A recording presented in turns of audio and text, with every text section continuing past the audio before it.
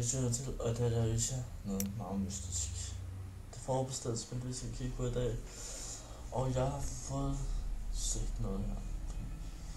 Som vi ser her, Watch Dogs. Og det har jeg ikke råd til. Men det står som klar til download.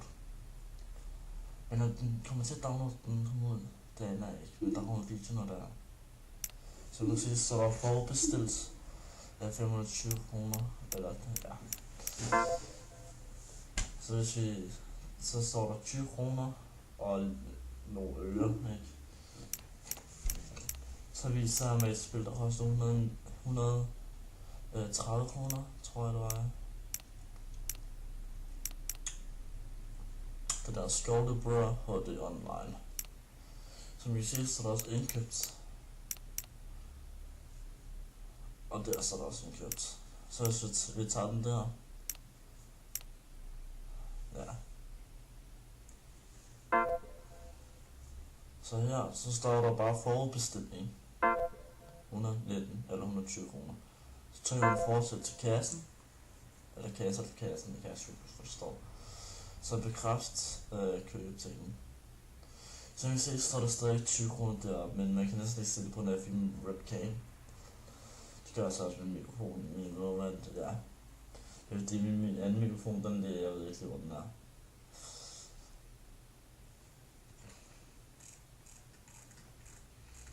Og det duer sikkert ikke.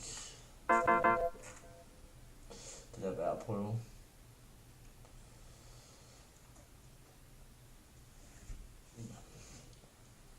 At der kommer noget GTA 5 video med det, og der jeg filmer med min webcam. Det kommer også til at se lidt laggy ud, men jeg har gjort det sådan, så det ligner så meget som muligt.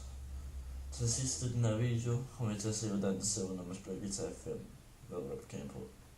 Når man redigerer lidt i det.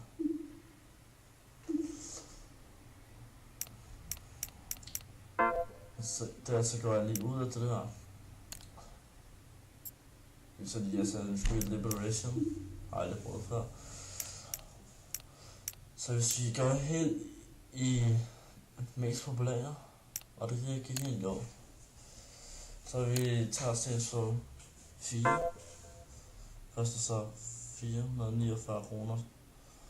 Og så vi så vil se der, så virker det ikke med spil, der er udkommet. Så det skal være spil, der ikke er udkommet, så ja. Det var en bug, men ja.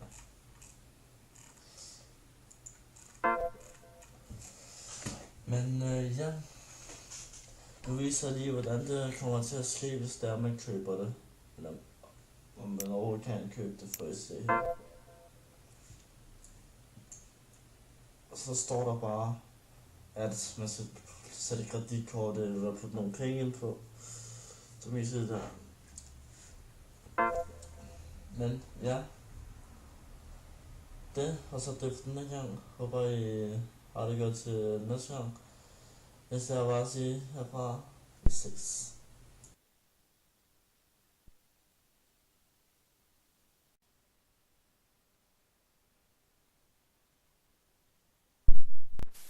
Ja, goddag igen, og nu er der sådan lidt GTA her. Jeg håber, I kan lide det. Grafikken er ikke det bedste, men man kan stadig se, hvad der sker og sådan noget. Jeg filmer det med et kamera, der hedder Creative i 720p. Det er sådan et live chat ting der. Men nu vil jeg bare lige lade jer se resten.